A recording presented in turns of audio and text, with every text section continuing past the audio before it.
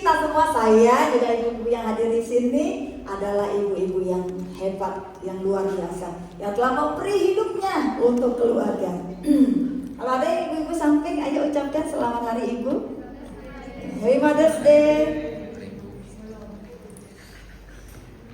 Hari ini kita berkumpul untuk merayakan dan menghormati salah satu pribadi yang paling berharga. Berharga nggak ibu buat kita? Ayo saya tanya remaja, berharga nggak ibu buat kita? Apa yang membuatnya berharga? Apa yang membuat berharga? Dikasih uang jajan. Apa yang membuat seorang ibu bisa berharga di mata Tuhan buat kita? Masakannya. Wah, ini ibu-ibu luar biasa ya, memasak dengan cinta. Apalagi banyak ya. Dan peran ibu itu tidak bisa tergantikan loh oleh peran yang lainnya. Benar nggak? Peran ibu, kehadiran seorang ibu itu betul-betul memang dia adalah seorang ibu yang perannya itu membuat kita bisa mendapatkan role model yang utuh. Jadi kalau figur seorang ibu itu hilang dalam kehidupan kita, maka setengah badan kita, separuh jiwa kita pun hilang. Sebab figur itu hilang. Nah, ini untuk para remaja ya. Jadi figur papa dan mama di dalam hidup kita itu adalah peran yang tidak bisa tergantikan. Dan itu ajaibnya Tuhan memberikan ibu buat kita di tengah-tengah kita. Hari ini kita berbicara tentang Mama I love you. Bisa mengucapkan Mama I love you? Di rumah pernah mengatakan Mama I love you? Atau mama aja yang mau cium, kamu manis sekali deh, I love you gitu. Pernah ngucapin Mama I love you buat anak-anak, buat remaja di sini? Itu bukan hanya sekedar ucapan manis di bibir saja gitu, tapi merupakan panggilan untuk bagaimana kita menghidupi kasih dan hormat kita kepada ibu. Mari kita membaca di dalam kitab Efesus. Ini sudah ya. Kitab Efesus pasal 6 ayat 1-3 dikatakan, hai anak-anak, taatilah orang tuamu di dalam Tuhan, karena haruslah demikian. Hormatilah ayahmu dan ibumu. Ini adalah suatu perintah yang penting. Nah, ini garis bawah ya, penting. Seperti yang nyata dari janji ini kami, bahwa peran seorang ibu itu adalah peran yang luar biasa yang tidak akan tergantikan oleh apapun juga yang ada di dunia ini. Dan biarlah hari ini kami semua belajar untuk kami melihat terang kasih Tuhan melalui kasih seorang ibu yang sungguh-sungguh menggugah hati kami, untuk kami belajar bersyukur bahwa ibu berada di tengah-tengah kami. Itu semua oleh karena kebaikan yang Tuhan sedang nyatakan bagi kami anak-anaknya. Tuhan, Engkau memberkati hamba-Mu yang menyampaikan firman. Kiranya kuasa Tuhan yang menyertai sehingga firman ini dapat mengubahkan setiap hati yang mendengarkan. Dalam nama Tuhan Yesus Kristus kami berdoa. Amin. Yuk kita lihat video yang akan ditayangkan. Ada videonya?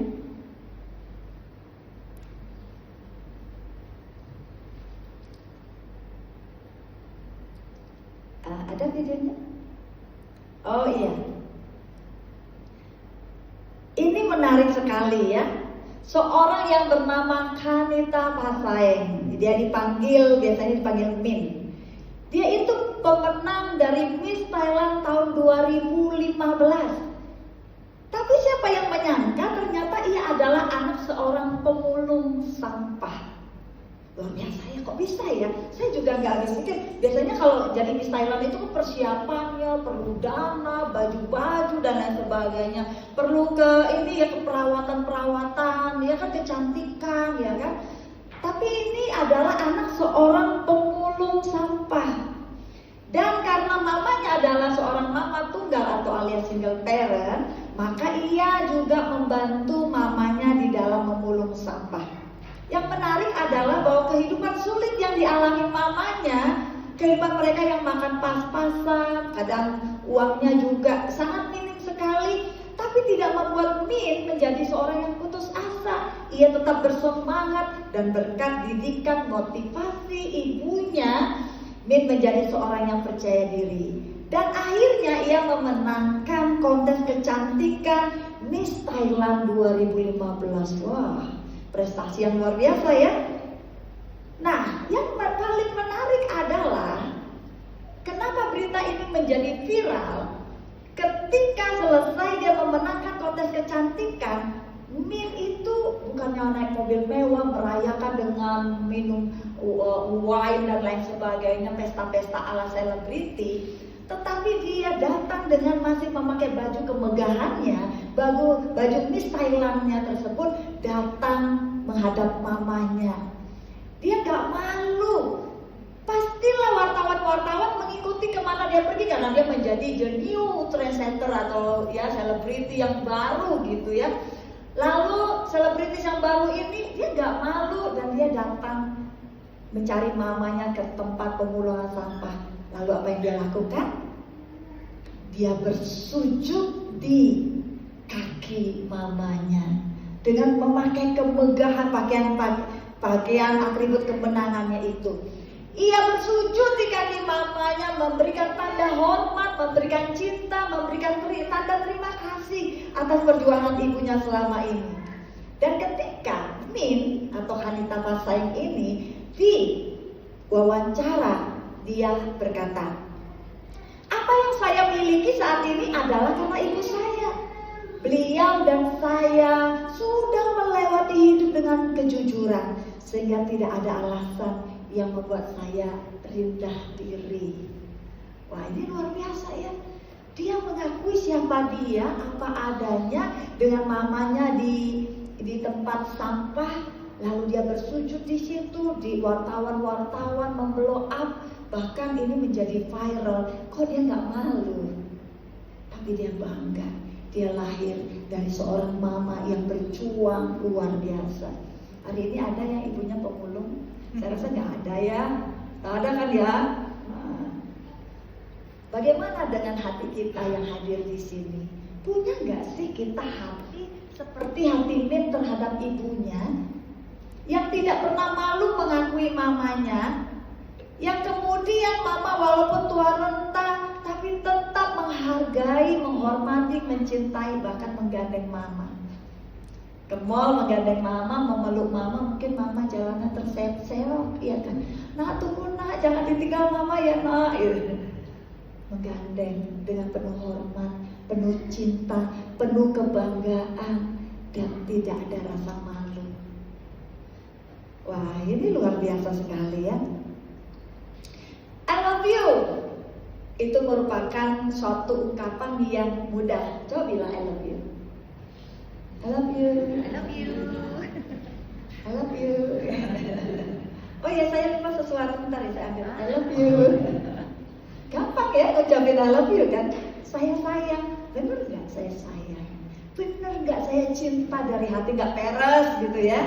Bener nggak sih aku tuh betul-betul mengasihimu dengan kasih Tuhan? Nah, sekarang kita mau belajar ungkapan Mama I love you itu sebenarnya ada apa sih di balik semua itu? Apakah hanya sekedar kata-kata semata seperti orang yang sedang berpacaran, sedang jatuh cinta yang kayak kucing rasa coklat mungkin kayak I love you, setiap chat I love you, I love you, I love you terus menerus. Tapi ternyata ada 3 prinsip di sini.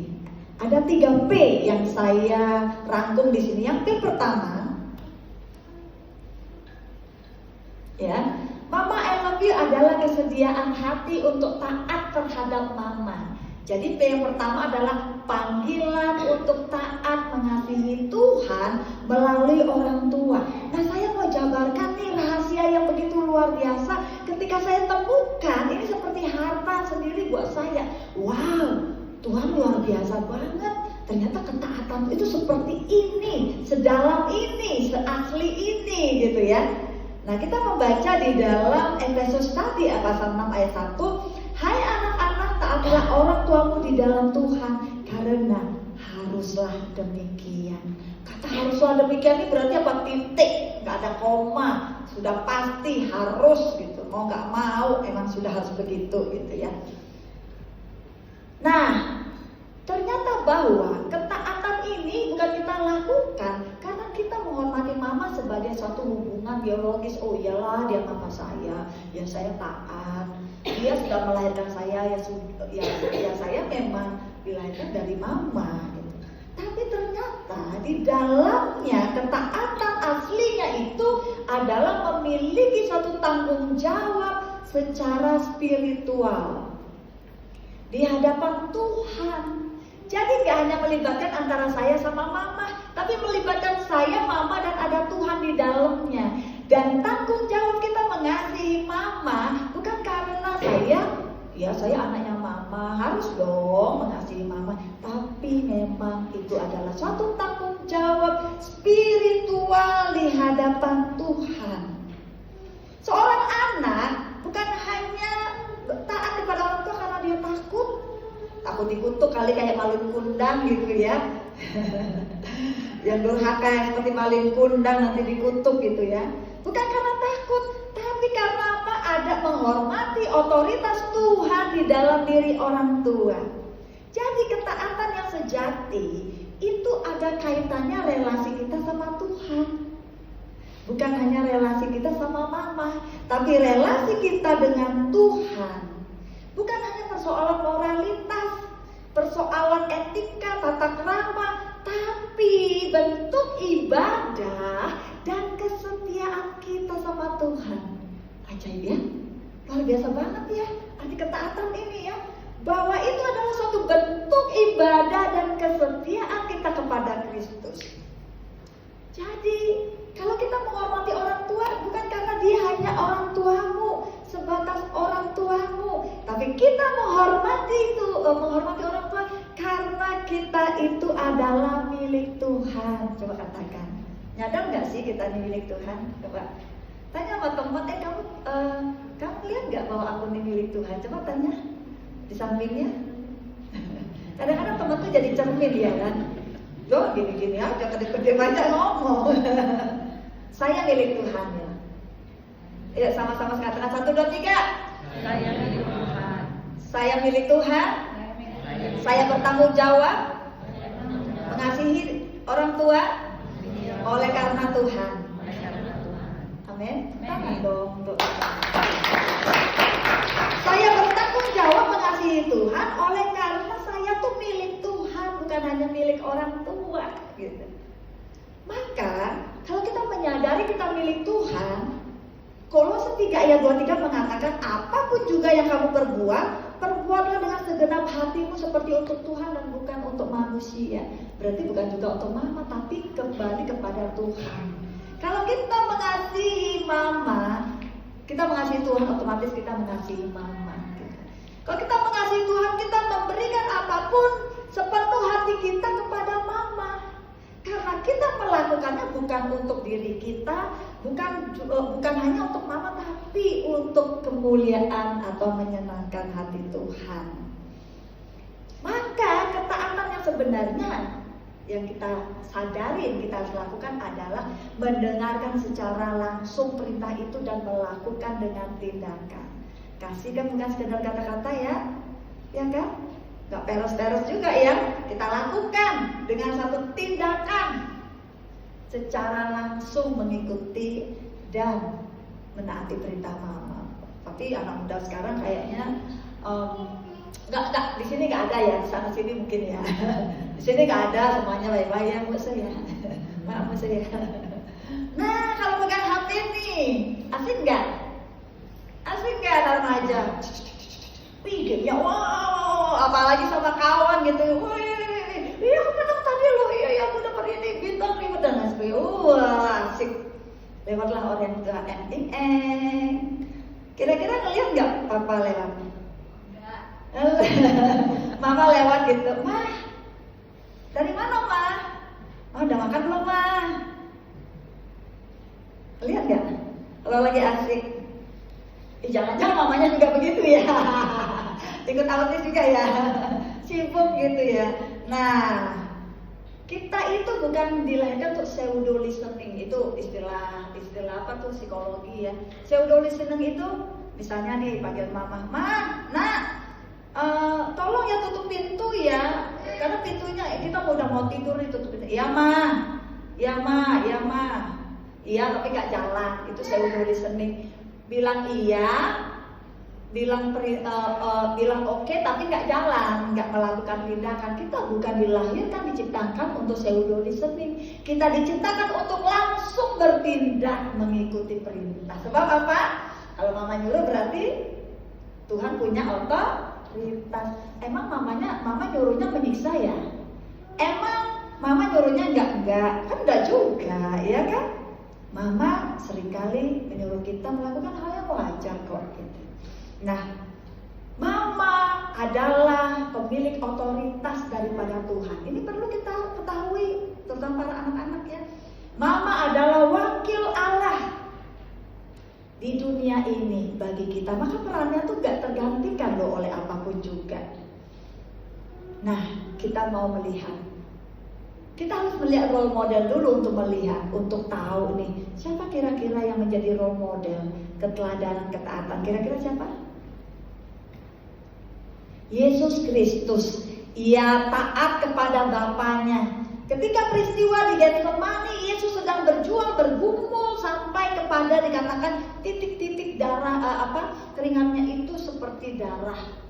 Di dalam bahasa psikologinya itu seseorang yang mengalami depresi yang begitu berat, tekanan yang begitu berat, dia bisa menghasilkan titik-titik keringat seperti darah. Itu sudah luar biasa gitu. Nah, beban Yesus begitu berat karena dia sedang memikul dosa seluruh dunia ini ke dalam kehidupannya, lalu ia tetap bergumul. Sebenarnya Yesus bisa nggak untuk menggagalkan rencana Bapa naik ke salib? Dia adalah anak Allah loh. Bisa nggak? Tapi dia mengatakan, ya, Yesus mengatakan di sini, ya Bapakku, jikalau sekiranya mungkin biarlah cawan ini lalu daripadaku, tetapi janganlah seperti yang ku kehendaki, melainkan seperti yang engkau kehendaki. Jangan seperti yang aku mau, jangan seperti yang aku inginkan, tetapi seperti yang Bapa inginkan. Ini contoh satu ketaatan yang luar biasa. Yesus memilih untuk taat sekalipun dengan berbagai cawan penderitaan yang dia tahu akan mengalami seperti apa. Mengerikan gak? Kita tahu tuh matinya nanti gimana. Ngeri gak? Ngeri membayangkan ya, tahunnya, waktunya, tanggalnya, harinya, lalu gimana kita akan meninggal. Ngeri juga ya. Nah, Yesus tahu bahwa dia akan mengalami penderitaan yang begitu berat. Bahkan kemudian ia siap rela menjalaninya. Bahkan ia betul-betul menjalaninya hingga ia sendiri terluka, berdarah, dan ia disesah. Ia mengalami begitu banyak hal-hal yang saya rasa tidak manusiawi. Sampai dikatakan rupanya pun tidak berbentuk lagi. Berarti sudah mengalami hal yang begitu penderitaan yang begitu luar biasa. Sampai akhirnya ia memilih naik, menyelesaikan tugasnya untuk naik ke kayu salib, menghapus dosa manusia. Ini yang disebut ketaatan sejati. Jadi kalau kita menjadi seorang anak terhadap mama kita, Yesus mau bahwa model bagaimana ketaatan Yesus kepada Bapaknya ini menjadi model bagaimana kita menyayangi mama kita. Kita nggak sampai berdarah-darah, kita nggak sampai seperti Yesus. Kita melihat keteladanan Yesus menjadi suatu model bagaimana kita mencintai mama kita, mencintai lebih dari hidup kita, mencintai lebih dari apapun yang kita miliki, mengasihi dia dengan apa adanya seperti Min tadi ya, Kanita tadi, mengasihi dan tidak malu mengakui dia adalah mama kita, bangga kita dengan mama kita. Karena apa? Peran mama tidak tergantikan oleh apapun dia juga. Mama adalah anugerah yang Tuhan berikan untuk kita. Jadi ketaatan yang sejati adalah melakukan sesuatu bukan hanya karena kita mampu melakukan. Mudah ya? Kalau kita mampu melakukan sesuatu kita taat, mudah nggak? Gampang ya? Tapi yang nggak gampang adalah ketika kita nggak mampu, tapi kita mau melakukannya, walaupun kita tahu resiko terberat yang kita hadapi. Itu ketaatan sejati seperti Yesus lakukan terhadap ketaatannya terhadap Bapaknya. Nah inilah yang menjadi model ketaatan yang kita kita harus lakukan. Mencintai mama kita lebih dari hidup kita. Mengasihi mama kita tanpa syarat. Meskipun mungkin kita menderita, meskipun mungkin kita mengalami banyak hal dalam kehidupan kita, tapi kita berjuang untuk membuat mama bahagia. Mama tersenyum, mama bangga. Hari ini siapa yang sudah kuliah? Kuliah lalu kos, berat nggak? Udah kuliah, kos, kerja lagi. Wah, waktunya udah habis ya. Kerja itu pun untuk bayar kos, untuk bayar kuliah. Aduh, rasanya berat hidupku. Tapi masih bisa menyisihkan waktu, menyisihkan uang untuk mama. Masih bisa membuat mama senang ya, ngajak jalan-jalan. Ayo mah, yuk kita pergi yuk mah. Pergi ke mama, jalan-jalan, kita makan yuk mah yuk. Mungkin makan yang murah. Mah minumnya air putih aja yuk mah yuk. Namanya anak kos, namanya mahasiswa ya. Tapi orang tua itu sebenarnya nggak memandang materi. Dia melihat hati kita. Ia melihat bagaimana kita mengasihi dia, bukan berdasarkan atas materi tersebut, tapi hati yang sungguh-sungguh, yang taat, yang tulus, yang lebih rela, dan semakin lebih banyak lagi kita berbuat yang baik untuk mama kita. Inilah seperti cinta Allah kepada kita. Saya mau nanya dulu nih, tahu nggak disayang oleh Tuhan? Tahu. Nyadar nggak disayang oleh Tuhan? Sadar. Yakin nggak disayang oleh Tuhan? Yakin. Ada yang nggak yakin? Angkat tangan. Ada musuh di sini nanti bantu doa. Ada yang nggak nyadar atau aku disayang Tuhan nggak ya? Mudah-mudahan gitu jawabannya, mudah-mudahan. Ada nggak? Kita tuh disayang Tuhan. Karena kita disayang Tuhan, buktinya apa? Kita dikasih mama di tengah-tengah hidup kita. Coba nggak ada mama, ada kita nggak? Gak ada mama kita nggak sebesar ini. Gak ada mama kita nggak sesehat ini. Tio Bo? Tio gak sesehat ini ya. Nah, jadi saya menyadari ya bahwa mama itu gak sempurna. Tidak ada seorang pun mama yang sempurna, ya. Sehingga potensi ketidaksempurnaannya mama bisa saja sering melukai kita karena dia gak sempurna. Numpang tanya, emang kita sempurna gak? Gak juga ya, sama-sama gak sempurna. Berarti potensi kita juga bisa melukai hati mama, sama-sama saling melukai. Tidak ada ibu yang sempurna sampai saat ini. Tapi yang ada adalah ibu yang selalu berjuang memberi yang terbaik bagi anaknya. Saya mau memberikan satu ilustrasi. Suatu hari ada seorang ibu yang ulang tahun. Wah, lalu suaminya dan anaknya berdiskusi, "Papa, mama ulang tahun hari ini. Yuk kita bikin mama bahagia yuk. Ayo. Emang mama bahagia kalau gimana?" Bisi-bisi lah mereka kan. "Oh iya benar, mama suka tuh dengan itu. Kayaknya mama pasti seneng deh. Kita lihat matanya pasti berbinar-binar senang karena kita berikan hadiah yang dia sukai." Oke, udah dikemas-kemas, belilah ya. Lalu kemudian tring gitu.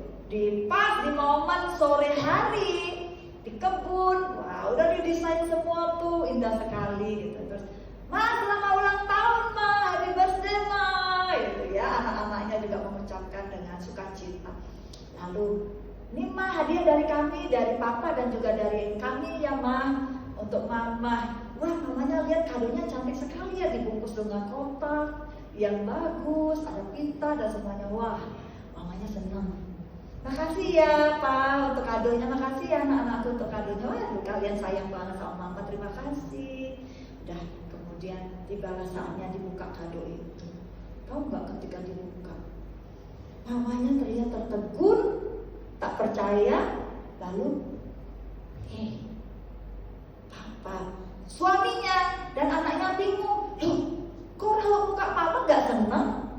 Kok Mama nampaknya kecewa dengan hadiah tersebut?" Terus suaminya dan penasaran bertanya, "Mah, bukannya Mama senang kado itu?" Namanya istrinya diam. Lalu, "Kan selama kita makan, Ma, Mama selalu mengambil bagian kepala ikan itu untuk mama makan. Jadi kami pikir mama suka kepala ikan itu, makanya kami beli gulai kepala ikan. Mahal loh ma, gitu kan. Terus akhirnya istrinya berkata, Pak dan anak-anakku, sebenarnya mama gak suka kepala ikan. Hah? Gak suka ya? Mama gak suka kepala ikan. Tapi kenapa mama makan itu? Karena supaya kalian yang memakan daging-daging ikannya, mama hanya memakan kepala ikannya. Seorang mama rela berjuang, rela berkorban. Ibu-ibu di sini yang ibu-ibu, betul nggak? Betul. Ibu. Ya, wah, mereka mendengarkan itu langsung dengan air mata yang sedih dan meminta maaf.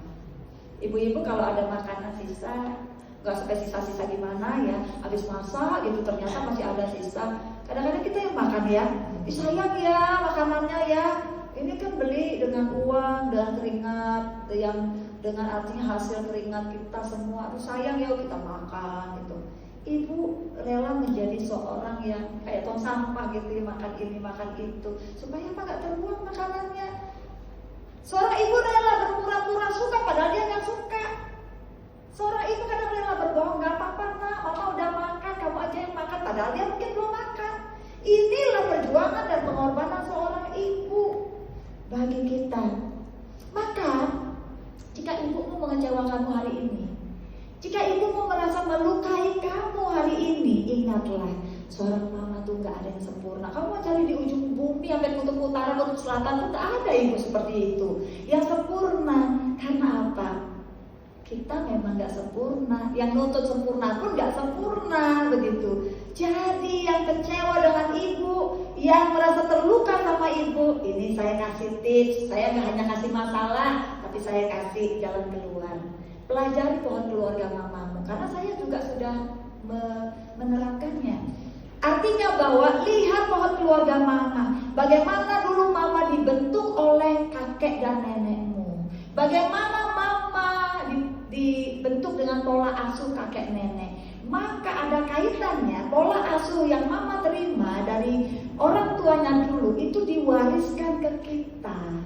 Kalau dia mewariskan luka di masa lalu, dia akan kalau dia dulu dilukai, dia akan mewariskan luka. Kalau dia dulu dikerasin, dia akan mewariskan kekerasan. Kalau dulu dia diabaikan, dia akan mewarisi pengabaian terhadap kamu. Kalau dia dulu mewarisi kata-kata yang luar biasa lah ya, kata-kata yang ini itu yang jelek, dia pun akan mewarisi. Jika dia tidak sembuh. Jadi kalau hari ini ada yang kecewa sama mamamu, ada yang merasa terluka, ada yang merasa terintimidasi, gak cocok, gak nyambung, lihat pohon keluarga. Bagaimana latar belakang mamamu dulu? Ketika kita belajar pohon keluarga itu, hati kita jadi luluh. Yang kecewa akan sembuh, yang terluka akan merasa memaklumi. Oh iyalah, pantesan mamaku tuh suka cakap-cakap yang gak bener sama saya ya. Ternyata dia juga mewarisi yang sama. Dia pikir itu adalah pola asuh yang berulang.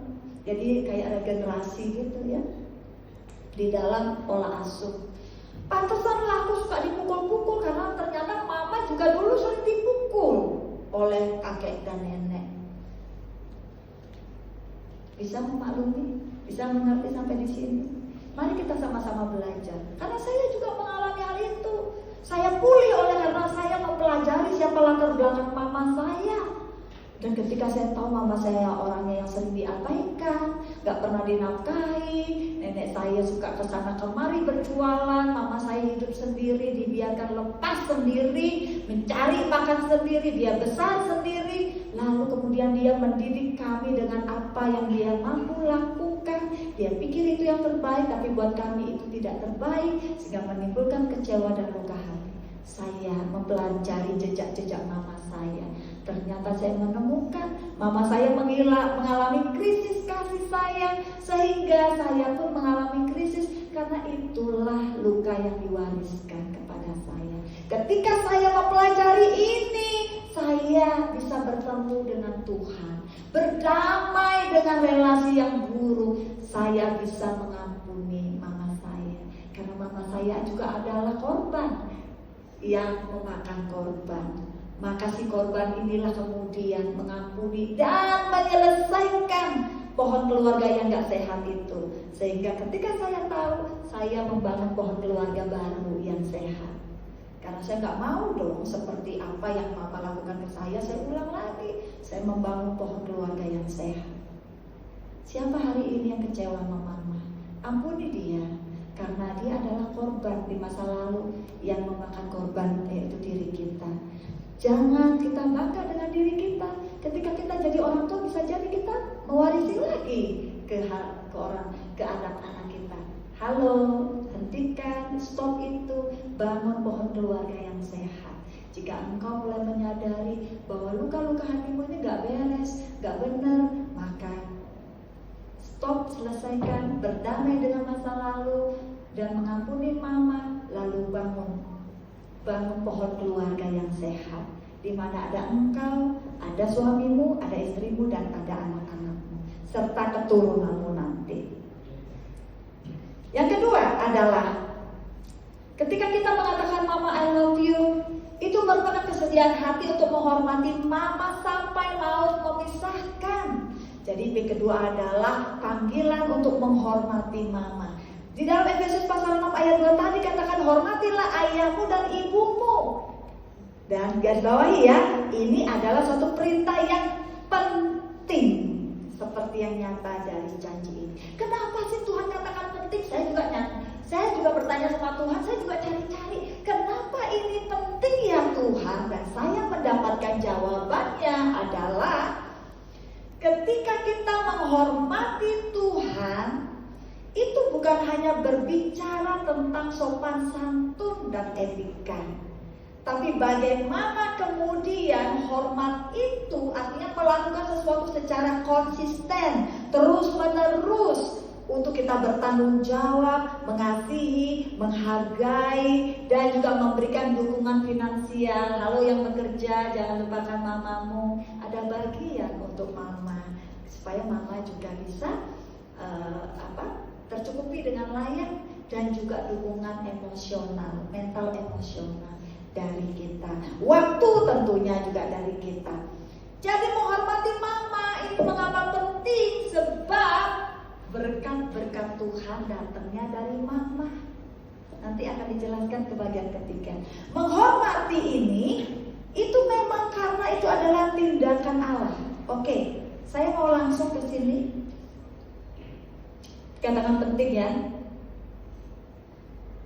Kedurhakaan kepada orang tua dianggap seserius dengan kedurhakaan pada Allah.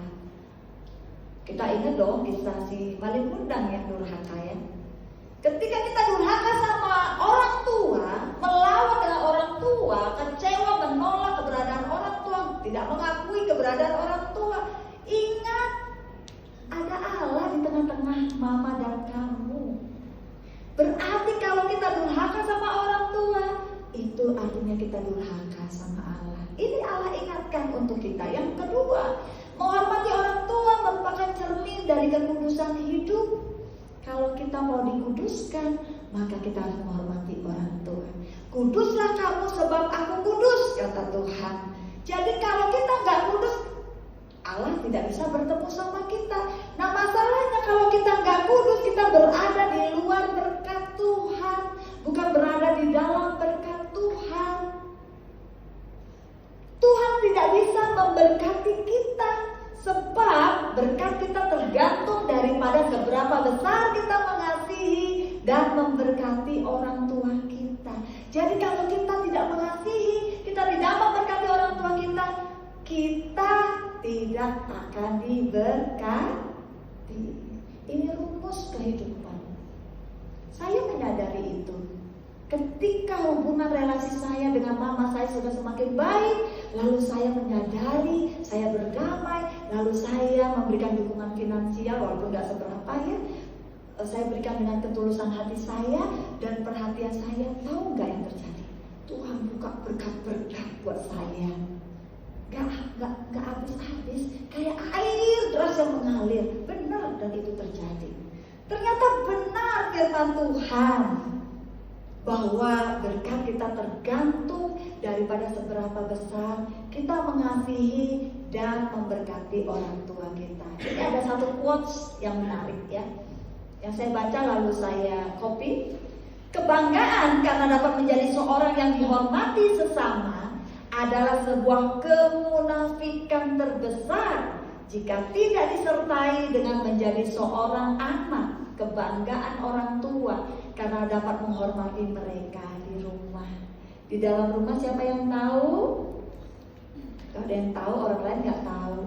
Kita seringkali hanya membutuhkan validasi orang lain menghormati kita, lalu kita lupa bahwa di dalam rumah kita bisa seenaknya terhadap orang tua. Cuma orang tua aja yang tahu, kok orang lain kan gak tahu. Karyawan kan gak tahu, teman-teman juga gak ada yang tahu. Nih manusia ini nih seringkali membutuhkan validasi dan pengakuan dari orang lain, sehingga di luar tuh tampil kita wah bak malaikat, di dalam rumah kita tampil bak apa? Udah jawab sendiri aja ya. Kita tidak mau disebut munafik karena kita sama di dalam rumah menghormati orang tua, sama di luar rumah kita juga bisa mengasihi sesama. Kita bisa berkarir, kita bisa sukses. Di dalam sukses mengasihi orang tua, di luar kita sukses dalam pekerjaan kita. Amin. Amin.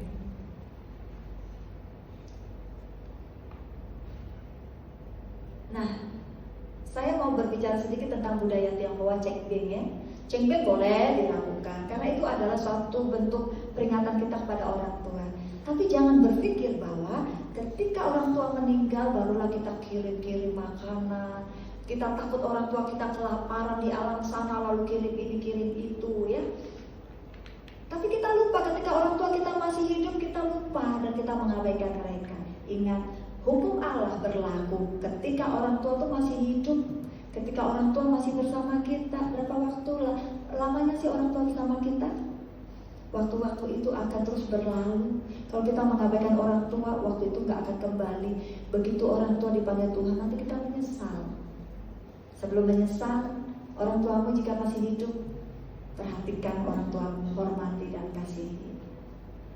Justru pengorbanan terbesar buat kita adalah bukan hanya ketika orang tua sehat, tapi akan teruji ketika orang tua kita itu lemah tak berdaya. Mau memijitin orang tua? Saya ketika mijitin mama saya udah tua ya, pijitin. Saya lihat kukunya kering, saya lihat urat-uratnya timbul-timbul gitu, kasar sekali tangan saya nangis. Terus saya pegang tangan mama saya. Begini rupanya perjuanganmu ya. Begini rupanya perjuangan mama membesarkan saya sampai tangannya pun begitu kasar. Hari ini tangan mamamu coba periksa ya, pulang ke rumah ya, terutama yang sudah lanjut usia, periksa tangan mama, kakinya yang sakit. Pinggangnya sudah mulai bongkok, matanya sudah mulai kabur. Itu sebenarnya tanda perjuangan yang hebat yang dia telah lewati sepanjang hidupnya untuk membesarkan kita. Mau gak kita pijit mama? Mau gak kita bahkan ganti pampers mama ketika mama sudah mungkin organ-organnya melemah, fungsinya sudah mulai berkurang, gak terasa lagi kencing, hanya tidur? Mau gak gantiin pampersnya? Siapa yang berpikir untuk mengirim mama ke panti jompo? Berhenti sampai berpikir dan jangan lagi. Sebab apa? Berkat-berkatmu juga akan terhalang. Karena kunci berkat adalah mengasihi mama kita, mengasihi papa kita, mengasihi orang tua kita. Itu kunci berkat. Jadi jangan sampai dibawa ke panti jompo ya. Nah, yang ketiga, ini sebenarnya ungkapan mama I love you ini adalah ungkapan syukur karena melalui mama kita diberkati. Yang terakhir adalah panggilan menerima berkat Tuhan. Kita harus mengerti bahwa Tuhan itu bertanggung jawab loh terhadap kita. dan Ia memberikan berkat-berkatnya kehidupannya kepada kita. Maka tujuan ketika Tuhan mengatakan itu adalah firman Tuhan yang penting untuk kita menghormati orang tua. Karena apa? Karena kita sendiri akan diberkati Tuhan. Tuhan sedang membuka pintu berkatnya untuk kita. Tuhan sedang membuka jalan berkatnya untuk kita sendiri, tapi melalui mama kita. Supaya kamu berbahagia dan panjang umurmu di bumi, dan kita sendiri yang memperoleh berkat daripada Tuhan. Tuhan mau memberkati kita, Tuhan mau bertanggung jawab, memberkati kita, memberikan kehidupan yang layak buat kita melalui berkat mama kita. Inilah hasil dari ketaatan dan rasa hormat kita terhadap orang tua. Maka tadi saya katakan, saya ulang sekali lagi, seberapa besar kita mengasihi orang tua kita, sebesar itu juga berkat yang Tuhan kasih. Jadi gak main-main loh. Ada orang yang begitu mengasihi mamanya luar biasa. Saya mengenal orang-orang sekitar saya yang mengasihi mamanya luar biasa. Dia tidak kekurangan berkat. Karirnya makin meningkat, makin luar biasa. Berkat Tuhan itu semakin mengalir deras. Perintah mengasihi mama sesungguhnya cara Tuhan membuka pintu berkat bagi kita melalui mama kita. Nah, sekarang pertanyaannya, apakah setelah kita mendengarkan firman Tuhan pada siang hari ini, hati kita dibukakan untuk kita semakin lebih mengasihi mama, untuk kita semakin menerima mama, tidak malu lagi punya mama seperti itu, mau mengakui mama dengan segala yang ada, gak mengeluarkan kata-kata yang buruk terhadap mama gak nyambung, mama ini, mama itu. Mau gak kita belajar untuk menerima keberadaan mama kita? Seperti juga tadi Katina rasain ya, dia bangga walaupun mamanya seorang pemulung. Yuk mari kita berdoa.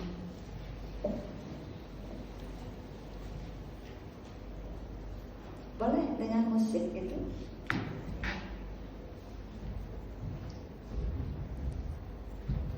Tahu lagu ketika hidupku telah mengampuni? Tahu lagunya? Ayo.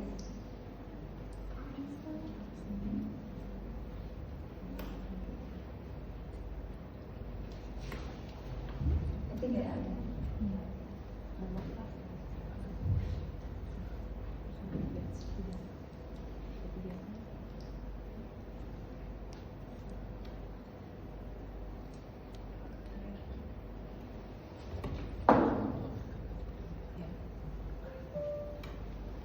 Ya, ketika hatiku telah disakiti, ajarku memberi hati mengampuni. Ketika hidupku telah dihakimi, ajarku memberi hati mengasihi. Ampuni bila kami tak mampu mengampuni yang bersalah kepada kami, seperti hati Bapa mengampuni, mengasihi tiada pamrih. Lagunya mudah ya, boleh itu dicari di Google lalu diketik-ketikkan bagian slide, boleh kita follow. Ketika hatiku telah disakiti, ajarku memberi hati mengampuni. Ajarku memberi hati ayo kita semuanya bangkit berdiri.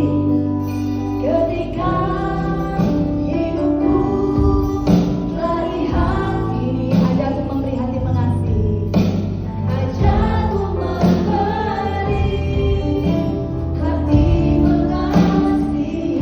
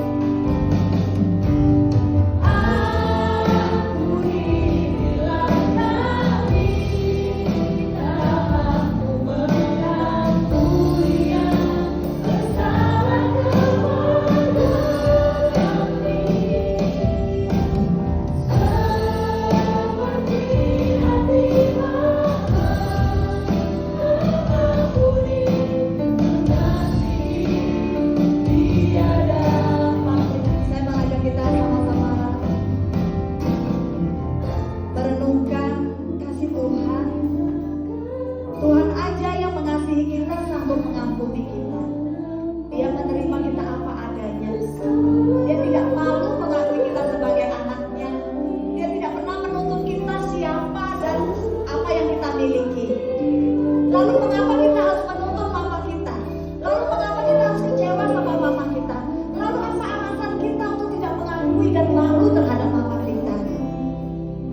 Kalau Tuhan hari ini berkata, aku menolakmu, aku juga malu mengakuimu, apa yang bisa kita perbuat?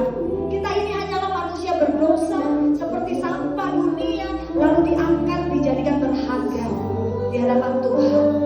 Dia yang adalah Allah mau mengampuni kita. Lalu mengapa kita ego dan sombong untuk tidak mengampuni mama kita? Mari hari ini saya mau mengajak melalui lagu ini, kita mengampuni di hadapan Tuhan. Katakan, kali lagi kita nyanyikan pujian. Ketika hatiku telah diampuni,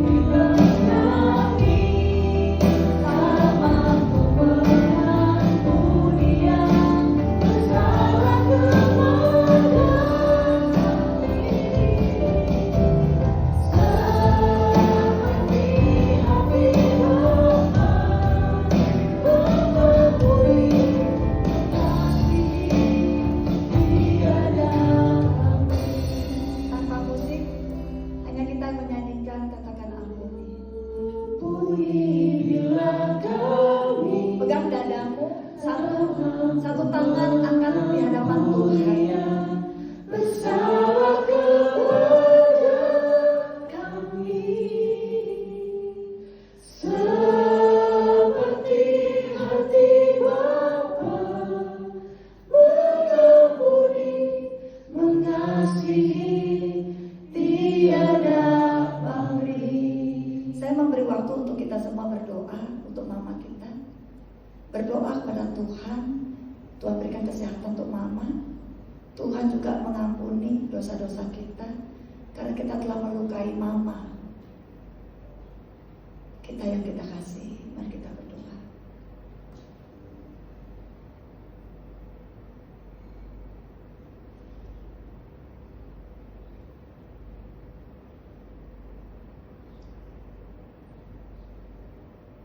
Ampuni kami ya Tuhan. Kami menyadari selama ini mungkin kami egois, kami sombong, kami merasa kami orang yang sangat arogan dalam hidup kami. Bahkan kami juga mengabaikan mama yang kami miliki satu-satunya di dunia ini, yang akan tidak tergantikan oleh apapun juga. Jangan biarkan kami hidup seperti ini terus ya Tuhan. Sentuh hati kami. Mari Allah Roh Kudus lembutkan hati kami, untuk kami mampu menerima mama kami dengan apa adanya beliau. Karena mama kami yang Tuhan tempatkan di tengah kehidupan kami, itulah yang tepat, yang terbaik menurut Tuhan. Ajarkan kami untuk mengasihi, ajarkan kami untuk mencintai lebih dari hidup kami, ajarkan kami untuk terus berdoa, ajarkan kami memperhatikan mama kami secara fisik, sehingga mama kami hidup bahagia. Segala kelelahannya berjuang untuk kami, semuanya terbayarkan oleh karena rasa hormat, kasih kami yang kami berikan buat mama kami. Inilah doa kami ya Tuhan, ampuni kami. Setelah ini kami akan pulang dengan hati yang baru, dengan satu kerinduan yang baru, dengan satu motivasi yang baru, semakin menempatkan mama kami, menghormati mama kami, mengasihi mama kami, membanggakan kami adalah menjadi anak kebanggaan yang akan justru mengasihi mama kami luar biasa. Terima kasih Tuhan, Engkau mengingatkan kami melalui firman-Mu hari ini. Terpujilah nama-Mu. Di dalam nama Tuhan Yesus Kristus kami berdoa. Amin. Tuhan memberkati.